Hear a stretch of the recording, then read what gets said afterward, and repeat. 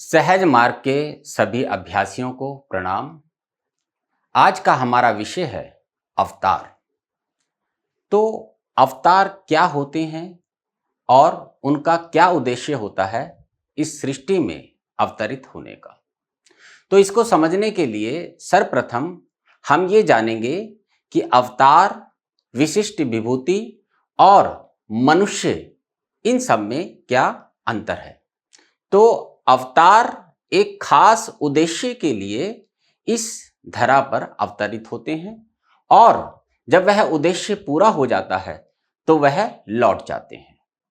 जो विशिष्ट विभूति हैं वह भी एक खास उद्देश्य के लिए पैदा होते हैं, लेकिन उनका उद्देश्य कंस्ट्रक्टिव होता है, अर्थात बनाने का, ना कि मिटाने का। और जो अवतार अवतरित होते हैं वो डिस्ट्रक्शन के लिए आते हैं, अर्थात किसी को मिटाने के लिए। और मनुष्य, हम सब मनुष्य हैं जो इस सृष्टि में रहते हैं। तो अवतार, विशिष्ट विभूति और मनुष्य, तो इसको और गहराई से हम समझने का प्रयास करते हैं। तो हम सब जानते हैं कि हम सबका जो जन्म हुआ है और जो हम इस सृष्टि में आए हैं, उसका जो मुख्य केंद्र है वह है केंद्रीय क्षेत्र। हम सब इस सृष्टि में केंद्रीय क्षेत्र की वजह से ही आए हैं। हम सब जानते हैं कि जब केंद्रीय बल ने इस ब्रह्मांड का निर्माण किया तो सभी जड़ चेतन में अपना बल, अपनी शक्ति डाल दी। तो समझने की ये बात है कि यह है केंद्रीय बल, यह है विशिष्ट विभूति, यह है अवतार और यह है मनुष्य। तो जो ये केंद्रीय बल है, इसके सबसे निकट से जो आते हैं वह है विशिष्ट विभूति। विशिष्ट विभूति केंद्र से आती है और जो अवतार हैं वह केंद्रीय क्षेत्र से आते हैं, ना कि केंद्रीय बिंदु से आते हैं। केंद्रीय बिंदु से विशिष्ट विभूति अवतरित हुई है और अवतार केंद्रीय क्षेत्र से।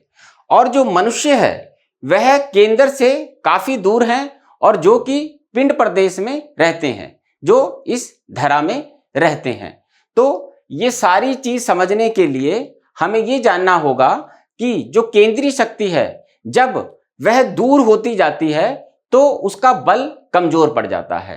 और इसीलिए जो अवतार हैं उनके पास मनुष्य से अधिक बल होता है और जो विशिष्ट विभूति है उसके पास सर्वाधिक बल होता है। तो उसके बाद क्या होता है, जब ये पूरी सृष्टि बनाई गई, केंद्रीय बल से बल निकला, सभी ने अपना अपना रूप धारण किया, उसमें जो मदद की गई वो गया संजीवन बल की तरफ से।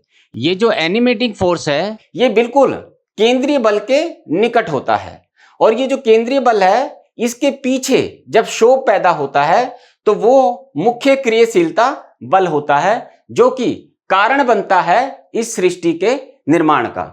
तो ये है केंद्रीय बल। ये जो आप ऑरेंज रंग में देख रहे हैं इसको आप मान लीजिए ये है केंद्र, और केंद्र में केंद्रीय बल होता है। जब सृष्टि बनाने का विचार केंद्र में आता है तो ये जो मुख्य क्रियाशीलता बल है जो कि सुसुप्त रूप में वहां मौजूद होता है वो एक्टिवेट हो जाता है और यही कारण बनता है। और कार्य क्या है? कार्य है ब्रह्मांड।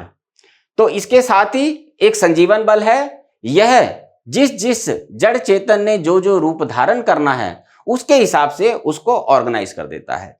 तो सृष्टि के आरंभ से लेके सृष्टि के अंत तक, मतलब जब ये पूरी क्रिया समाप्त हो जाती है तब तक केंद्रीय बल हमेशा मौजूद रहता है। इसका यह अर्थ हुआ कि जब सृष्टि का निर्माण आरंभ होता है और जब सृष्टि पूर्ण हो जाती है तब तक उसके भीतर, उसके मध्य में केंद्रीय बल एक्टिव रहता है। अब वही केंद्रीय बल हम सबके भीतर भी है। तो इसको समझाने का मकसद क्या है? मकसद यह है कि बाबूजी हमें बताने जा रहे हैं कि कैसे अवतार, विशिष्ट विभूति और हम मनुष्य में क्या फर्क होता है। तो उसके बाद क्या होता है, जो केंद्र के पास कोई भी वस्तु है जो भी वहां से आती है उसमें बल की मात्रा अधिक होती है। तो मान लीजिए कि ये बल 100% है। अब जैसे जैसे आप केंद्र से दूर जाएंगे, हम सब जानते हैं ब्रह्मांड का विस्तार लगातार हो रहा है, तो जो दूर आ जाता है तो उसमें बल कम हो जाता है। मान लीजिए कि यहाँ पे 50% हो जाता है। अब ये पिंड देश है। अब इस पिंड देश में जब हम पहुंच जाते हैं तो ये बल केवल 10% रह जाता है। तो जितना केंद्र से हम दूर जाएंगे उतना ही बल हमारा क्षीण होता जाएगा, अर्थात कमजोर होता जाएगा। तो आज जो मनुष्य है उसके पास इस केंद्र का सबसे कम बल है। अब होता क्या है? होता यह है कि केंद्रीय क्षेत्र के निकट से जो आएगा उसके पास शक्ति ज्यादा होगी। हम जानते हैं कि त्रेता में राम का जन्म हुआ और द्वापर में कृष्ण का हुआ, और कहा जाता है कि राम के पास 12 कलाएं थी और कृष्ण जी महाराज के पास 16 कलाएं थी। तो ये 12 और 16 क्या है? असल में ये 12 और 16 शक्ति है। तो जो लॉर्ड कृष्णा है वह केंद्र के निकट से आए थे। अब ये केंद्र है, ये केंद्रीय क्षेत्र है। अब ये केंद्रीय क्षेत्र पूरा है तो यहां इस बिंदु से लॉर्ड कृष्णा आए तो उनके पास बल अधिक है क्योंकि वो केंद्र के निकट से आए।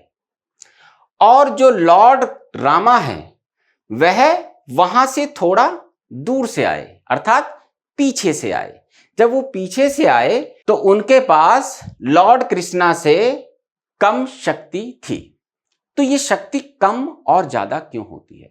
असल में जो अवतार अवतरित होते हैं वह एक उद्देश्य लेकर इस सृष्टि पर अवतरित होते हैं। तो उस कार्य को पूर्ण करने के लिए जितनी शक्ति की आवश्यकता होती है वह उनको केंद्रीय क्षेत्र से मिल जाती है।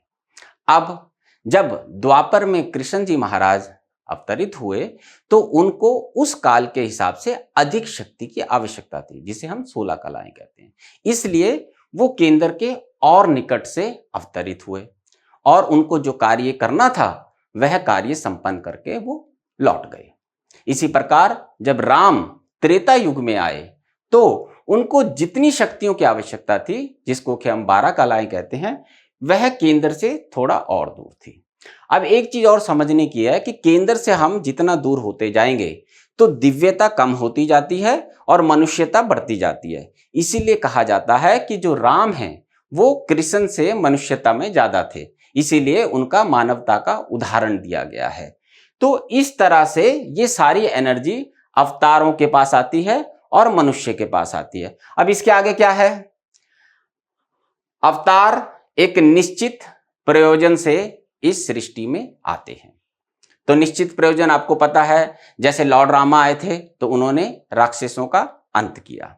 उसके बाद लॉर्ड कृष्णा आए, उन्होंने कंस का अंत किया और उसके बाद पूरी सृष्टि की व्यवस्था बनाने के लिए कौरवों के और पांडवों के युद्ध में धर्म का ज्ञान दिया। उसके बाद वह भी लौट गए। तो इसमें अवतारों और मनुष्य में फर्क क्या है वो हम समझते हैं। जो अवतार हैं वह दिव्यता से हमेशा जुड़े रहते हैं क्योंकि वो केंद्र के निकट से आए होते हैं और उनके अस्तित्व के ऊपर केवल जिस कार्य को वो पूर्ण करने के लिए आए हैं वही संस्कार होता है। इसलिए उस संस्कार को पूर्ण करने के लिए उनकी दृष्टि में हमेशा से दिव्यता रहती है और जिस भी शक्ति की उन्हें आवश्यकता होती है वह उन्हें अक्षय भंडार से सीधा मिल जाती है। तो निश्चित प्रयोजन के लिए आते हैं, मतलब एक निश्चित कार्य के लिए उनका अवतरण होता है और वह परतों से मुक्त होते हैं। परतों से मतलब उनके ऊपर इतने संस्कार नहीं होते हैं, उनके पास केवल एक ही संस्कार होता है और वह वो होता है जिस प्रयोजन के लिए उन्होंने अवतरण लिया है। उनकी दृष्टि में हमेशा दिव्यता रहती है, तो वो बड़े ही ऑर्गेनाइज्ड ढंग से काम करते हैं और उनको दैवीय आदेश आते रहते हैं। ऊपर से उनको आदेश आते हैं कि उन्हें आगे क्या क्या कार्य करने हैं और जिस भी शक्ति की उन्हें आवश्यकता होती है वह उन्हें अक्षय भंडार से मिल जाती है। तो यह अवतारों और मनुष्यों में थोड़ा सा भेद है। तो अब आप अच्छी तरह से समझ गए होंगे कि अवतार विशिष्ट विभूति और मनुष्य में क्या फर्क है। मनुष्य के पास भी वही शक्ति है जो अवतारों के पास है, अवतार के पास भी वही शक्ति है जो विशिष्ट विभूति के पास है, लेकिन उनके बल में फर्क है। जो अवतार हैं वो केंद्र के निकट से आए हैं, इसलिए उनके पास अधिक शक्ति होती है। मनुष्य केंद्र से काफी दूर आ गए हैं और पिंड प्रदेश में रहते हैं, तो उनकी शक्ति क्षीण हो गई है। लेकिन बाबूजी ने ये बताया है कि अब जो विशिष्ट विभूति अवतरित हुई है, यहाँ पे बाबूजी अपनी और ही संकेत दे रहे हैं। इससे पहले किसी भी अवतार के पास वो शक्ति नहीं थी जो इस विशिष्ट विभूति के पास है। आपने देखा होगा कि सृष्टि जब से बनी है, सबने ईश्वर इसके बारे में बताया है, लेकिन केवल बाबूजी हैं जिन्होंने ये बताया कि ईश्वर प्राप्ति किस प्रकार से की जा सकती है, और उसके लिए उन्होंने एक पद्धति इस धरा पर उतारी जिसको कि हम सहज मार्ग कहते हैं। और सहज मार्ग का अभ्यास करके हम बड़ी ही सहजता से पिंड प्रदेश, ब्रह्मांड देश, ईश्वरीय प्रदेश को पार करते हुए केंद्रीय क्षेत्र में पहुंच जाते हैं। तो जो केंद्र है, जहां पे सबसे अधिक बल है, बाबूजी कहते हैं वहां पे केवल मनुष्य ही पहुंच सकता है। क्यों? क्योंकि मनुष्य के पास ही क्रियाशीलता का मन है। जितने भी देवता और ईश्वर हैं वह दिव्यता से बंधे हुए हैं और एक खास उद्देश्य से इस धरा पर अवतरित होते हैं, लेकिन मनुष्य अपना अभ्यास करके वहां तक पहुंच सकता है जहां पर ये देवता भी नहीं पहुंच सकते। तो हम सबको करना क्या है? हम भाग्यशाली हैं कि हमें बाबूजी महाराज मिले जिन्होंने हमें सहज मार्ग पद्धति बताई, और बाबूजी आज भी कण कण में विद्यमान है और उनकी प्राणाहुति का प्रवाह निरंतर हमें मिलता रहता है। जो अभ्यासी एक बार संपूर्ण रूप से बाबूजी को समर्पित हो जाता है, उन्हीं के सतत स्मरण में रहता है, तो उसको बाबूजी की प्राण आहुति निरंतर मिलती है और उसकी अनंत यात्रा चलती रहती है। इस जीवन काल में भी और मृत्यु के बाद भी उसकी यात्रा चलती रहती है। तो इस तरह से हमने आज समझा कि अवतार क्या है, विशिष्ट विभूति क्या है और मनुष्य क्या है।